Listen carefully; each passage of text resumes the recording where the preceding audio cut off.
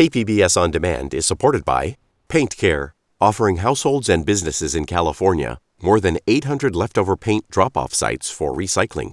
Quantities of 100-plus gallons of paint may qualify for a large volume pickup. Learn more at paintcare.org. It's time for KPBS Midday Edition. On today's show, the arts and culture shaping San Diego. I'm Jade Hindman with conversations that keep you informed, inspired, and make you think.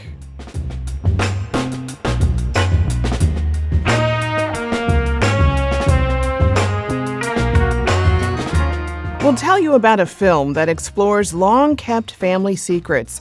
Then, a new book rides us through skateboarding culture. Plus, hear a preview of this year's Asian Film Festival. That's ahead on Midday Edition.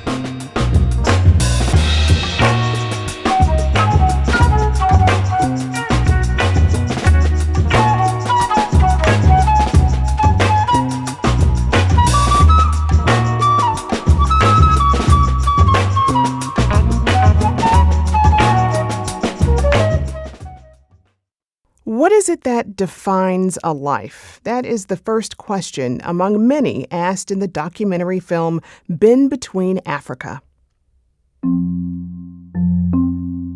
Dear Mommy, dear parents, dear folks, dear Ben, I really want to know what happened to you. This mysterious uncle I know so little about. He was a real knowledge seeker. He was very into storytelling. His mind was just always going. I think he would be fascinated by you. Do you know the specifics around how Ben died? That's always been kind of a mystery. Is there a connection between your death, the final letter you wrote, and this feeling of being fractured as a family? Well, the personal film from San Diego filmmaker Ari Ali explores the life and mysterious death of her uncle. The documentary leads her to discover boxes of letters that unearth long-kept family secrets spanning continents and generations. It'll be part of an upcoming double feature of films exploring family, memory, and connection. The event is called Framing Memories and will be held at the Museum of Photographic Arts next Thursday, November 13th. I'm joined now by Ari Ali. She is a San Diego-based filmmaker and director of the film Been Between Africa. Ari, welcome to Midday Edition. Thanks for having me. Glad you're here. So tell us about Ben, who is your uncle and the central character of your film. Yeah, so I actually never knew Ben in real life. He died about 7 years before I was born. He's my mom's older brother, and my mom and her family grew up in Ethiopia as missionaries, Mennonite missionaries. And by the time I was like 35 years old, I realized that I knew so little about Ben, and that really bothered me. And then I heard a rumor that a few days before he died, he sent out a final letter. And I decided that I would make a journey out of trying to find this letter. And I got really lucky because one of the first things that happened is I found a bunch of boxes in my uncle's attic. And through those boxes, I started unpacking them. I found hundreds of other letters that my family exchanged with each other while they were in Ethiopia. So my mom and her siblings were sent away to boarding school, and every week they had to write a letter home. And then every week my grandparents would write a letter back, and my grandmother held on to all these letters. And when the family moved back to the States, she put them into an attic. And so in the attic, I found about a dozen boxes. They were full of letters, photos, keepsakes, slides. And in the film, you see me slowly go through those boxes. And as I do that, I learn more about Ben and more about my family's time in Ethiopia during a really big historical period. And so throughout the film, I'm also looking for Ben's final letter. Wow. So what made you want to learn more about him and really just the life that he lived? It bothered me that there was a family member that I knew nothing about, and it bothered me that we didn't talk about him. And I thought that it was odd that I questioned why didn't we talk about him. Like, he had been my mom's older brother. They had grown up very close with each other. And I think my initial desire to find his letter and learn more about him was just kind of figure out if his life and death had any relation to this feeling I had that there was something fractured about my family. And so the documentary kind of takes a very emotional, personal route because it looks into the long-term effects of boarding school and how that affected my family. And then if there was any connection between his death and the way that he was raised. And so the letter to me was like this defining maybe key to figuring this stuff out. But I think I was also curious about him because we have a lot in common. He was a photojournalist. I'm also into filmmaking and documentary. He's a Taurus. I'm also a Taurus, which I thought was like a nice little thing I discovered about him as I was learning about him. And then I also felt that learning about him would help me also understand my mom a little bit better. Wow. Well, you mentioned how your film captures history as well in the Mennonite missionary community where your family was part of. Tell me about the history that you capture in the film. Yeah, so my grandparents were part of a group of people that were invited to come and serve in Ethiopia by Haile Selassie. So Haile Selassie was the last king of Ethiopia. And when he came to power, he was dealing with like the post-World War I world. And he really wanted to have Ethiopia be competitive in the greater world. And so he thought education was like the key to that. And so what he did is he opened up the country to have foreigners come in and set up schools. And he felt like education was key. So my grandparents came in as teachers, as English teachers. And they ran a boarding school in a village called Bedano. And they were one of many different types of missionaries that were coming in to set up schools and bring Western education. And in the film, we explore how this initiative actually probably led to his downfall. So he was in charge of a generation of people who had access to Western education, and through that better understood the limitations of what Ethiopia had to offer to them.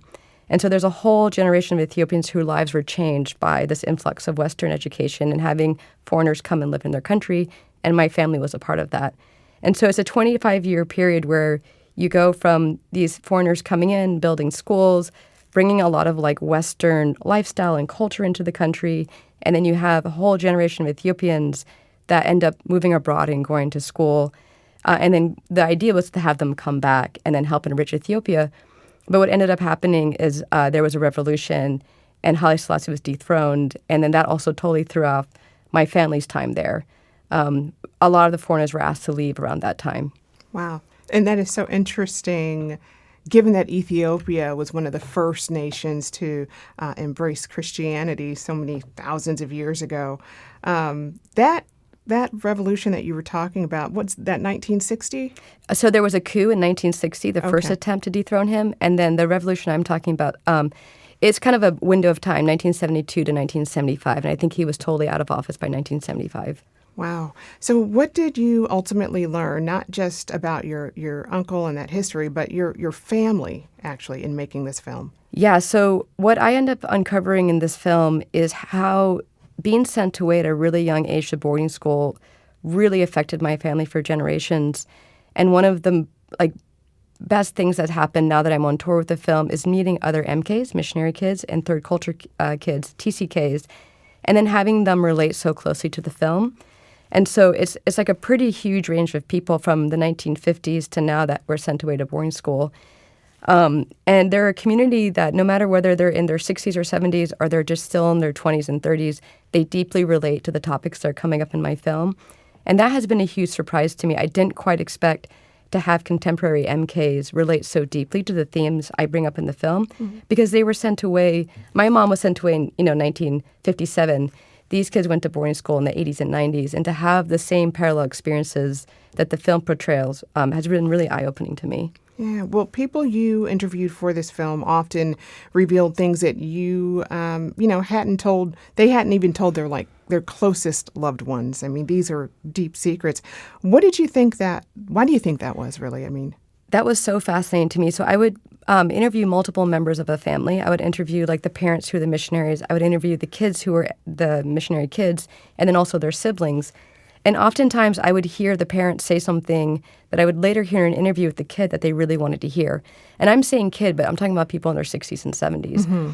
And it was really fascinating to me how much these families couldn't speak directly and being vulnerable with each other. But I became like a surrogate, like a conduit for these conversations. And then oftentimes the families during this tour would come to my screenings, and I would see all of them in a row together. And I would think, oh, they're going to have such interesting conversations after the screening. And I think one of the beauties of the film is that it's such a deeply intimate, vulnerable project that it allows people to really relate to the subject matter and then go home and have their own conversations with their families. And at the heart of it, the film was about talking about the thing that you've always wanted to bring up and always been so nervous to because you don't know if the relationship can survive it. And for me, I have to confront my mom, and you see our relationship survive it. And so I think that's why a lot of people are relating to the film, whether they can relate to the missionary upbringing or not. So those boxes in the attic, led you on a 7-year journey to make this film. How did you handle, the heaviness of what you uncovered while researching your family? Tell me about that. We'll stop there. I can very easily say that when I started this film, was not a crier. Not a lot made me cry. And then in the process of making this film, I think something broke open in me where I would just come across things that were so... I understood my family so well after coming across them. And so this is the source of this wound, or this is why we are the way that we are. And I went in even so far to go and research my great-grandparents, and then the family members that came over from Europe a couple hundred years ago, and just really understood this whole lineage of our family. And so I definitely was in therapy, definitely had a lot of friends that I talked to. And then I think the interviews themselves were really cathartic. I would meet people that was in my interviews that would tell me things that would put into words feelings I had. And I think that really helped me kind of manage all the emotions that was coming up in myself and get me into a place where I could finally sit down and interview my mom. All these conversations with everyone around my mom warmed me up to eventually be able to sit down with her and have one of the hardest conversations of my life. Wow. So this was really healing for you. It was definitely healing for me. It was healing for my family. And I've been on a year-long tour of the film, and I can see that it's healing for other people. And I've been getting emails and testimonials on Facebook, people telling me just how this was the film they need to see in order to have an important conversation with one of their parents or with their kids. And so I think the film, not intentionally, I never made this film to be a healing journey for myself or anyone else. But I think because it's such an honest story, I think it allows people to kind of break down some walls and open up a little bit. Well, that is fantastic. Glad it's got that kind of a reach. Another film, A Photographic Memory, is also being shown next week at the Museum of Photographic Arts. Here's a little bit of that film. I have no memory of my mother. She died when I was very young. But when I discovered her interviews a few years ago, I got to hear her voice for the first time since I was a baby. The first thing is, would you just introduce yourself? Tell us more about A Photographic Memory. Yeah, so Rachel and I met a year ago, maybe 2 years ago in LA at a conference, and I was really struck about the parallels in our film. So we both have family members. Rachel's mother passed away when she was only 18 months, so she never really got to know her mom. And my Uncle Ben passed away before I got to know him as well. And then we both get to know these family members through the work they left behind, their photographs, their recordings, 8mm film. And I just thought it was really beautiful that here we were, two people, in our late 30s, early 40s, getting to know our family members in that particular way. And they're both deeply personal documentaries. And so I bookmarked her in my head for about 2 years now. And I went to go see A Photographic Memory in LA earlier this summer and was so moved by her work. You see her hear her mom's voice for the first time on film. And just her dedication to discovering who her mom was and and bringing her mom's work to life, this really celebrated photojournalist. I just thought it was just amazing dedication to love and to learn how to love someone that you've never met. And in the film, she says when she started the film, she didn't think she had a mother. By the time she was done making the film, she felt like she had a mother. And I can relate. When I started this film, I didn't even know the first thing about Ben. And now I feel like I can talk to you about him like I know him. And so I just think one of the things I hope people get out of both of our screenings and both of these films shown together is that we all have family stories stored away somewhere in archives. We have photo albums, we have family members' journals, we have maybe, text messages that they left behind. And in that is not only our personal family history, but it's a part of a larger history that these people lived through. And I just love that both of these films are great examples of what we can do with just some things we find laying around in an attic. Wow. And quickly, you're going to be showing both of these films next Thursday. Tell us more about what you have in store for this. Yeah, so I'm starting to call this a mini documentary film festival in my head because it's going to be both films shown back to back. So it's going to be at the Museum of Photographic Arts in Balboa Park. It's at 4 o'clock. We're allowed to come in and see the exhibit that's happening at the museum for free and walk around and network with each other. I'm targeting the San Diego creative community, specifically photographers and filmmakers, storytellers. I want it to be a night where we can come together and share film and dialogue and meet each other. We have some amazing partners. We have Medium Photo, APA, Girls on Film, Beers and Cameras, and then MOPA as our sponsors. Okay. And so, I think it's going to be a really fun night. Oh, that is excellent. And of course, we'll have a link to the film screening at our website, kpbs.org.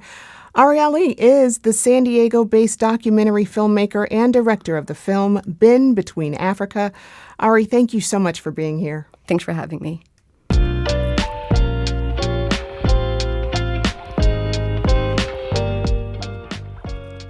Still to come, we've got a look at a new book called Skateboard Life. KPBS Midday Edition is back after the break.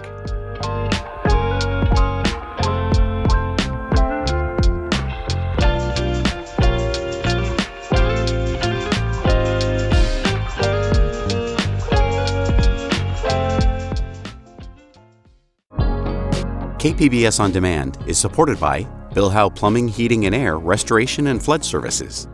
Family-owned and operated for over 4 decades, Bill Howe has been serving the plumbing, heating and air, and water damage needs of the San Diego area since 1980. With their fleet of trained professionals, Bill Howe has the ability to service all major and minor plumbing and HVAC emergency needs 24 hours a day, 7 days a week.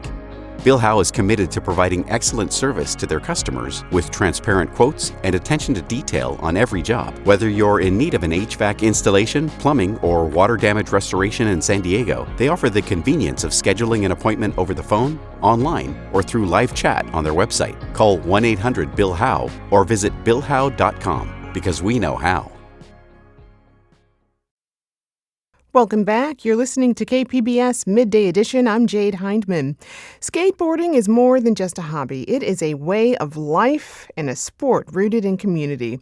A new book, The Skateboard Life, profiles over 65 skateboarding legends who've shaped the action sports scene and culture as we know it today. Professor Neftalie Williams is the author behind the book. He's also the director of SDSU Center for Skateboarding, Action Sports, and Social Change. Professor Williams, always good to have you on the show. Thank you so much. It's an honor to be here, as always. Okay, so tell me, the book starts with a bit of your own journey into the skateboard life. What first got you hooked?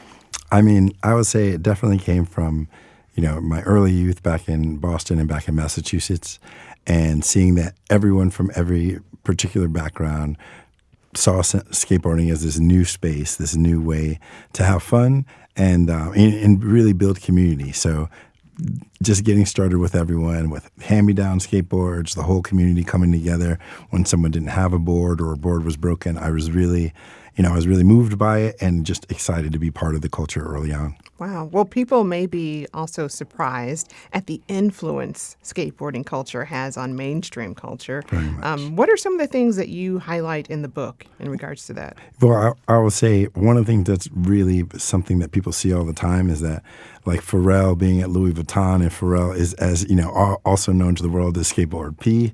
And so just that fact, and I do a little bit of a just sort of an acknowledgement to Virgil Abloh, who passed away and who was one of the head designers. So even just starting the book, recognizing that skateboarders are in all places at all times, it really focuses in on that, and then really dives deep into all the people who have helped make skateboarding amazing. Wow.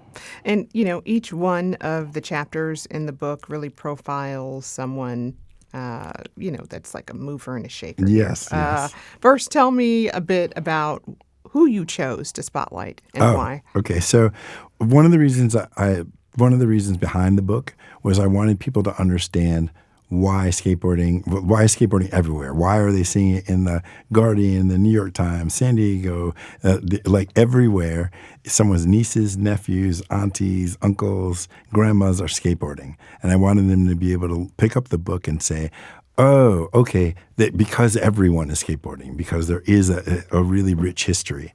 And so I wanted to just kind of make it so you could see just the wide breadth of people who participate and in particular see that we've all been skateboarding together for decades. And so that was something that was really important to help people understand. Okay. Each chapter in the book is also labeled like the activist, the Uberist, the artist. Tell me about that. Oh, and so I was just thinking, like, what would be the methodology to kind of like, there's so many skaters. It's such, just a wide, diverse group. But what I try to do is pull it apart into sort of themes.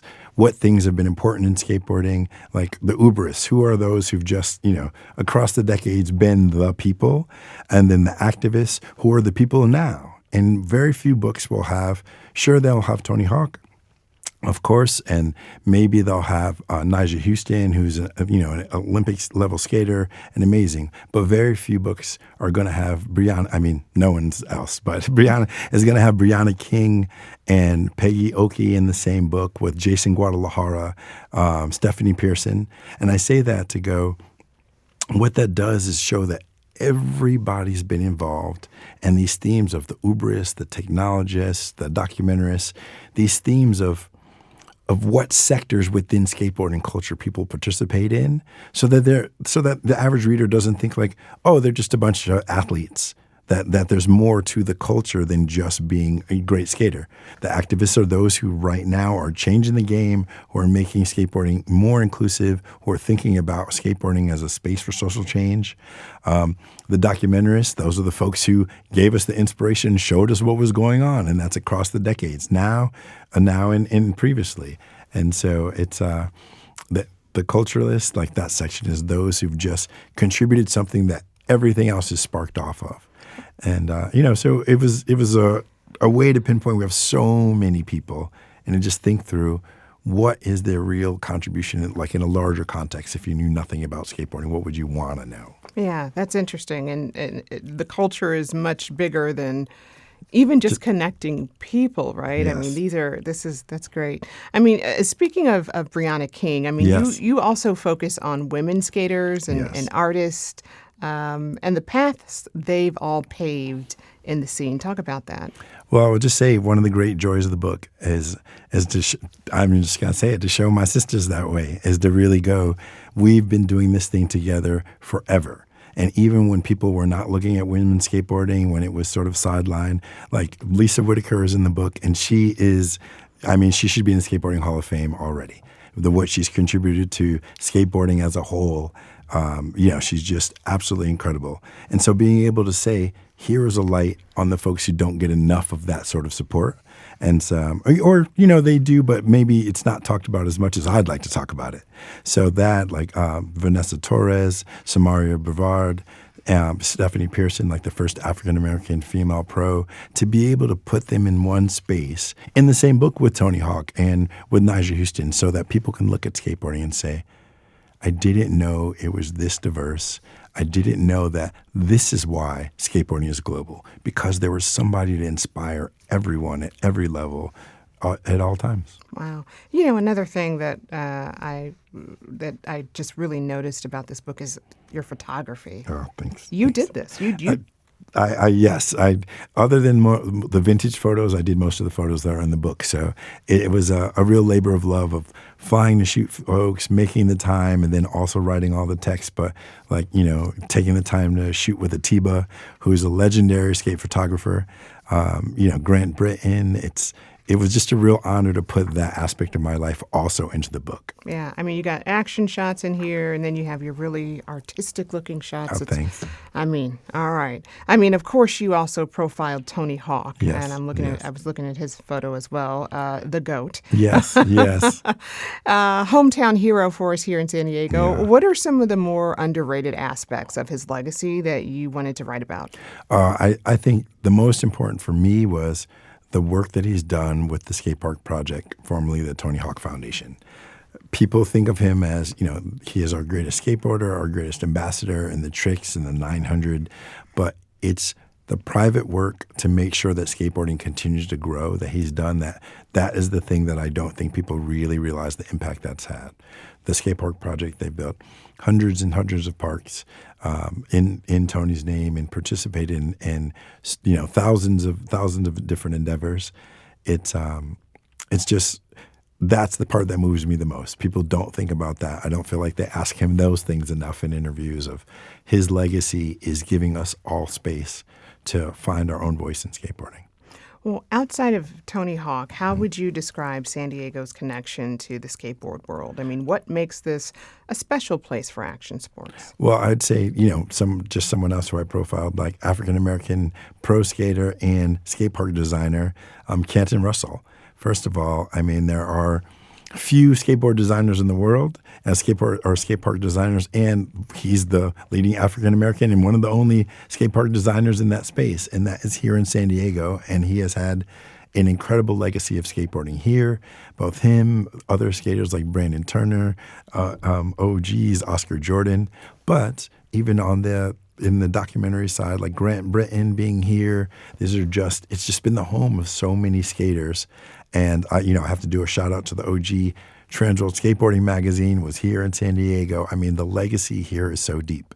And truthfully, it was one of the reasons I moved to San Diego in the first place. Is it was something I felt they didn't get enough love while I was in LA, and I was like, man, I gotta do more on SD. And that things worked out for me to be at SDSU at San Diego State, and now the book gets to really showcase and highlight those folks too.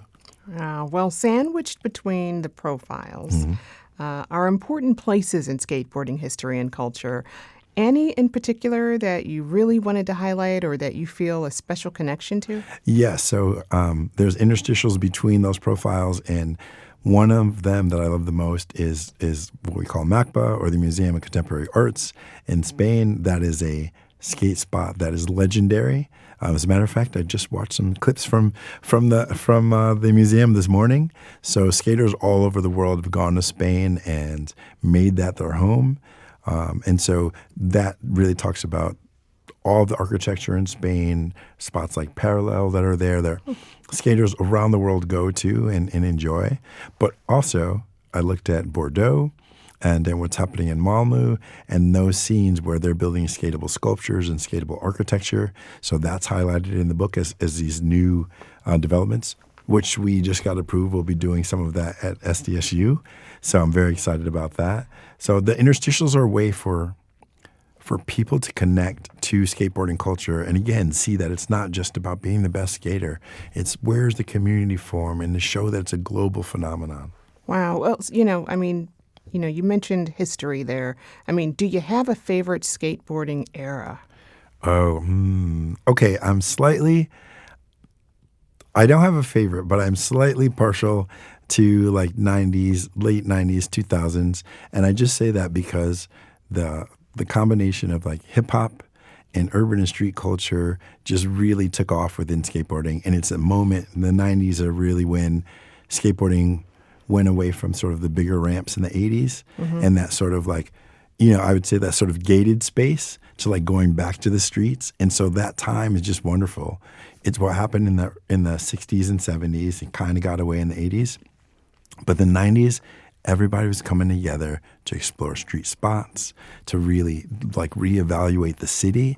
And it's, there's punk rock music happening, there's punk rock, there's hip hop happening, jazz is happening, and it just really becomes another level of like adding the fabric of skate culture. Also, that's when everyone kind of had video cameras at the same time too. So like it's also one of our most documented times, and it's part of the reason that skateboarding really exploded and went global too, is everyone got a little piece of that. When I'm in Brazil, they're listening to Brazilian hip-hop or Brazilian jazz, but they're all skating.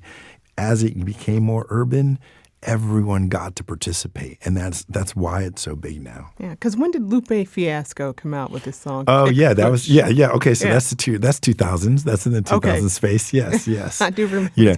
Oh, yeah. No, I will say that's a great touchstone. When that song came out, one, skaters were excited, but the whole world was listening and loving it, and I just remember hearing it everywhere. And so shout out to Lupe. Of course, also in our current time. Lil Wayne, when Lil Wayne started skating, Ty Dolla $ign is skating. There's NFL players who are also skating. It's really just, it's an important time of skating now. And I actually will just want to add one part, which is just part of the book being out now is We have few ways in which we see that everybody contributed to building the culture. And, people want to keep us separated these days, but when you look at this book, anyone can see that for generations, skaters from all backgrounds have been together. And so that's, for me, it was to put that testament out there to say, like, no, this is not just for kids in San Diego or just kids in LA. Like, no, we've been doing this together forever, and there are so few things that are like that. Well, The Skateboard Life, it is out now, Yes. and what a great book it is.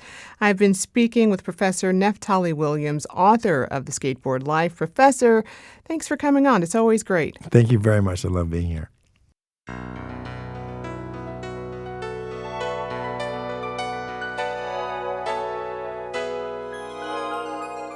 Up next, hear a preview of this year's Asian Film Festival. KPBS Midday Edition is back after the break.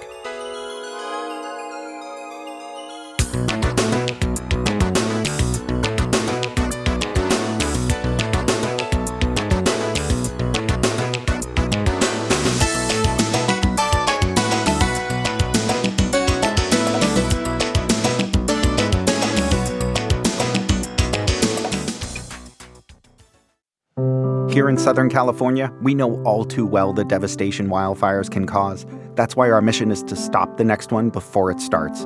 I'm Brian D'Agostino, leader of SDG&E's Wildfire and Climate Science team, and we've built one of the most advanced wildfire prevention programs in the country, with a team of world-class meteorologists using artificial intelligence and real-time weather data, all to help keep our communities safe. We're also building a stronger grid and using public safety power shutoff when necessary because, believe me, I've seen firsthand how unpredictable wildfires can be. But here at SDG&E, we face that uncertainty head-on to help keep you safe. Learn more at sdge.com/wildfire safety. Welcome back to Midday Edition. I'm Jade Hindman. The film Forge will kick off the San Diego Asian Film Festival at La Paloma Theater in Encinitas tonight. The 10-day festival will showcase 50 films from 30 countries. KPBS cinema junkie Beth Accomando spoke with artistic director Brian Hu for a preview. Brian, this is the 26th annual San Diego Asian Film Festival. And what I love about your programming is it's so wildly diverse. And this time, I don't want to talk about the big titles that will sell out, but I want to talk about some of the little gems that might fly under the radar. And I have to say, I was screening some of these films in advance, and I immediately fell in love with the film Debut, or Objects of the Field of Debris as Currently Cataloged by Julian Castronovo. And I really don't know how to describe it, so I'm going to play a short clip from this film, maybe to just give people an idea. Our subject now suspects that he lives in a room once occupied by a skilled forger who, the letter seems to indicate, has been missing for 20 years. He believes that he now possesses objects or texts which function primarily via some clandestine communicative system or subterranean mode of signification. In other words, Julian thinks he has found a number of clues which might confirm his suspicions or somehow reveal new information regarding the disappearance of the artist. Okay, so this is like Peter Greenaway meets film noir. So how did you find this film, and what was it about it that attracted you? Oh, first of all, the filmmaker Julian Castronovo, we had played a short film previously. Mm-hmm. I think he was a student at CalArts. And he wrote me an email saying, hey, just so you know, like Asian film festivals don't really like playing my movies. They didn't play my short. And for some reason, that immediately made me want to watch this new feature that he was wanting to pitch my way. And by this point, I had played this major film festival in Europe. So I took a look at it, and it's the film with a very long title. And I, too, was just like, not just what is this, but who are you, Julian Castronovo? And he plays himself, or a version of himself. And I think he's talked about how he made this during COVID. So it has a very handmade quality. A lot of it just feels like he's making this on his desktop, and proudly so. It's a mystery. The film itself is a mystery. It's about how he got this apartment in New York City. He's finding clues embedded in the apartment itself, like who knows, buried under how many layers of paint. And that maybe there was something kind of suspicious going on here, things involving art forgery and a deer. And that leads him on like across the country. It leads him to the filmmaking business. It goes in some really unusual places that are mysterious, but also just weirdly funny. Yes. And also like just he's not taking himself too seriously too. There's a way in which like a title like Debut or Objects of the Field of Debris as currently cataloged just sounds like such a art school project. But you could tell he wants to have fun with this. And he's using every aspect of the medium to engage us and to lead us down this weird rabbit holes. I hope people find this film. I loved it so much. This has a definite art house vibe to it, but you also make space for films that are just deliciously pop entertainment. And one of my favorites, of course, is Mystery Kung Fu Theater.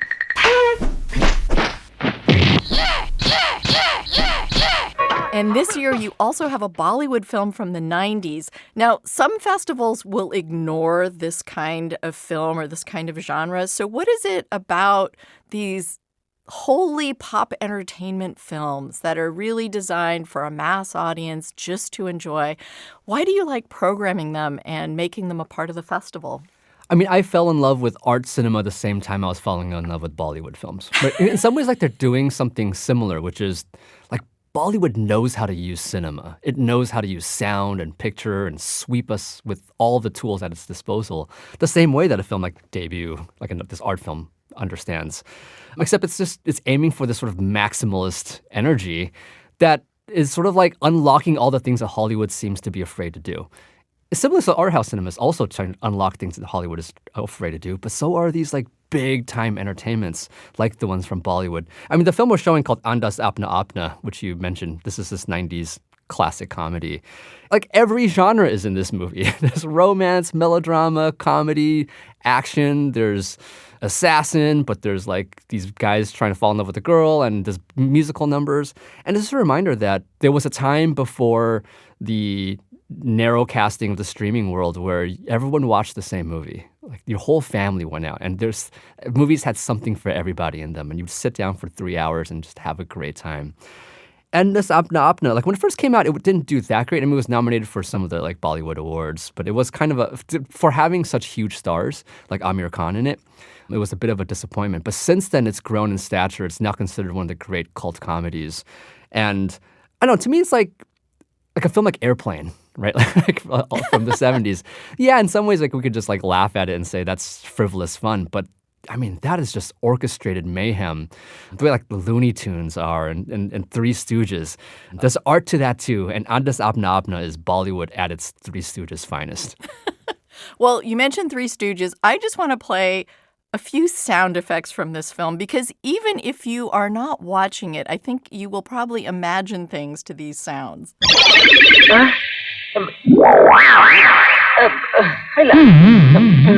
Take 21.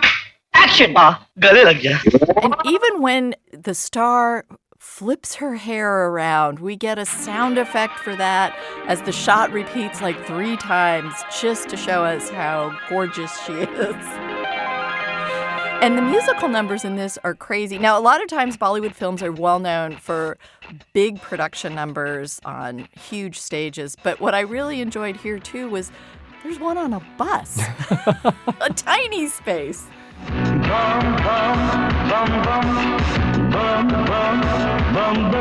Yeah, and you get the sense that like they're endlessly innovative. Yes. And in the way that I know we both love 90s Hong Kong films, 80s Hong Kong films where they're just churning these things out, and they have to be extremely economical and inventive. Sometimes you show up to the scene, you're like, all right, how are we going to do this? And moments like that on the bus, you feel like they were just struck with ingenuity at this moment, and they're going to turn into a musical number. Well, this and Mystery Kung Fu Theater are the types of films where the audience is really invited to partake. Like, you need to hoot and holler and engage with what's going on the screen. And that's what film festivals are for, right? Many of these films, yes, you can maybe watch them on streaming one day, but you can't replicate that Mystery Kung Fu Theater experience No. at home. I mean, unless you have like 20 people in your house. Otherwise, yeah, that energy you get from that theatrical experience, especially for these sort of rowdy movies that don't take themselves too seriously, but that have just this unabashed commitment to having fun. And you also highlight genre filmmaking, which of course I love. And I really enjoyed this film, Mag Mag. And this comes from a person who is like an influencer or somebody who has this huge following outside of a film career. So how did this fall in your lap? Yeah, Mag Mag is directed by Urian Retriever, who is one of the biggest comedians in Japan. She's somewhat well known in the United States, having appeared on America's Got Talent a few times. But she's sort of this she's a very self-deprecating physical comedian. She was recently on this series in Japan where she plays like a wrestling heel. But for her first feature film, she decided to make a horror film, like a ghost film in the like classic Japanese mold. But she's also playing around with the form a little bit and keeping us guessing. It's not just a standard, our house is haunted kind of horror movie. I hope people seek this one out. And the director will be here for that, and a rare opportunity to have a major Japanese talent here in San Diego. And people may have questions. Oh, they will have questions. Now, a filmmaker who sometimes needs support in terms of getting the theater filled just because of the length of their films is sometimes daunting. And this is Lav Diaz. And a lot of times these films are very long and kind of mundane in terms of what the story is, but absolutely riveting. But this year, it's going to be a little different, and you may not have as much trouble filling the house for Magellan because it also stars Gael Garcia Bernal. What are you expecting with this film? Lav Diaz's movies usually don't cost him very much. They're just made on cheapy cameras, and they're like 5 hours long, and they're about the pain of the Filipino soul. I'm sure like when he went to some financiers and said, how about I make a movie where Gael Garcia Bernal plays Magellan? I think people are like, all right, well, that I will give you money for. And so, yeah, the elements of it that are new for him, it's a period film. It's high production value in the sense that there are costumes and sets. There's big ships. It's in color. His films typically are in color. And it's a mere 2 hours and 40 minutes, which is a short film for Lav Diaz.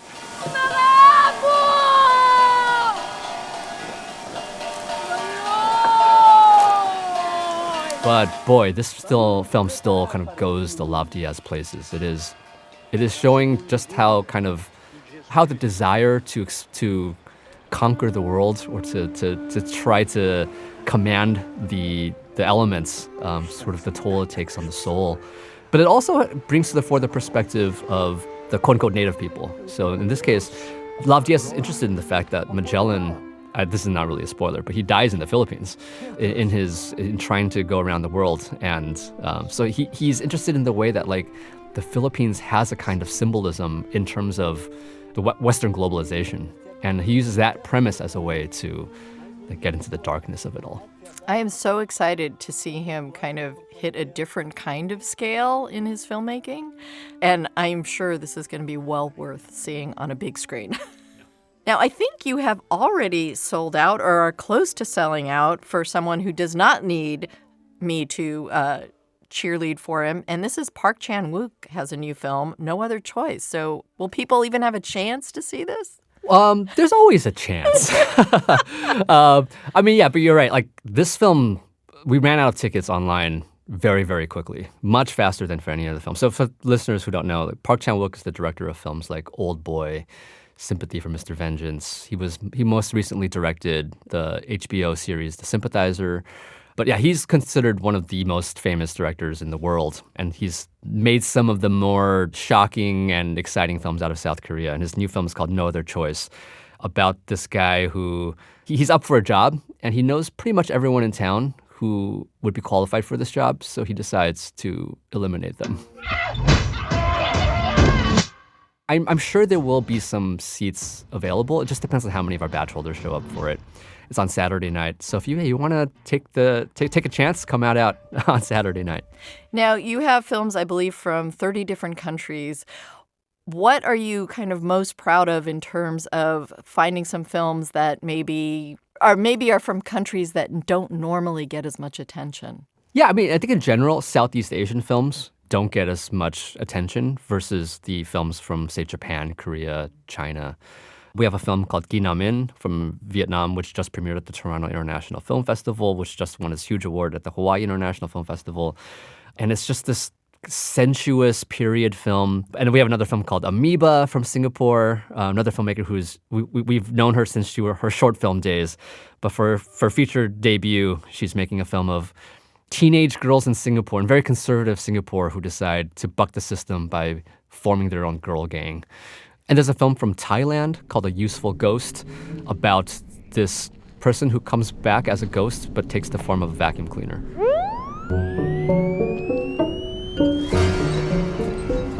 So it's a ghost film, but it's also a hilarious comedy, and it's the kind of thing that is both artful and strange, but also exciting enough to be Thailand's submission for the Oscars. And this year, you are going to be opening up at La Paloma. So this is a bit new. Yeah, we've never opened at La Paloma before. We've had screenings, and I don't know, we just wanted to show them some love. It's been a while since we've been up there, and we're opening with a film about art forgery, and the theater itself is a kind of art piece, and that can never be replicated. That was Beth Accomando speaking with Brian Hu, artistic director of the San Diego Asian Film Festival. Again, the festival opens tonight at La Paloma and continues through November 15th at UltraStar Mission Valley and UC San Diego's Price Center.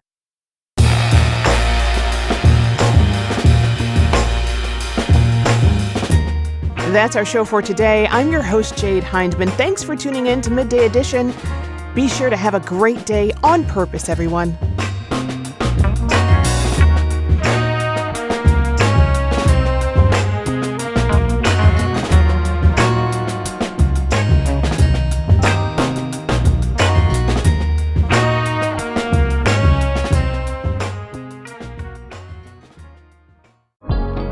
KPBS On Demand is supported by Bill Howe Plumbing, Heating and Air, Restoration and Flood Services.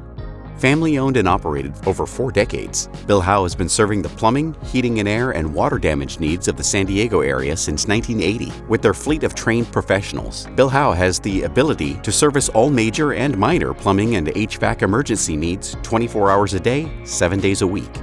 Bill Howe is committed to providing excellent service to their customers with transparent quotes and attention to detail on every job. Whether you're in need of an HVAC installation, plumbing, or water damage restoration in San Diego, they offer the convenience of scheduling an appointment over the phone, online, or through live chat on their website. Call 1-800-BILL-HOWE or visit BillHowe.com because we know how.